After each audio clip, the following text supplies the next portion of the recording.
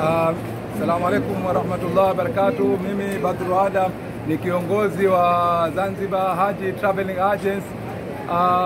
Sisi kawaida yetu kuleta mahujaji hapa Makka, na alhamdulillah kwamba mahujaji wote kwa Tanzania sasa hivi wameshaingia na idadi karibu ya watu 3200, ikiwa kama sisi kikundi cha Zanzibar Haji watu karibu 160 ambao tumeleta kuwahudumia hapa Makka.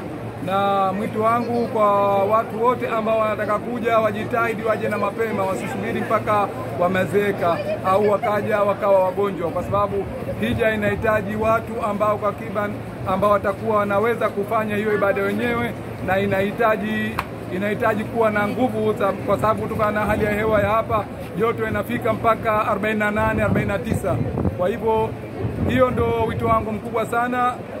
Sina ziada, na tunawatakia kila la kheri inshallah katika kufanya ibada hii ya hija, na tunategemea inshallah kesho kutwa tutaelekea viwanja vya Mina na kesho nyingine tutaelekea viwanja vya Arafa, na hapo itakuwa ni sikukuu ya Eid al-Hajj.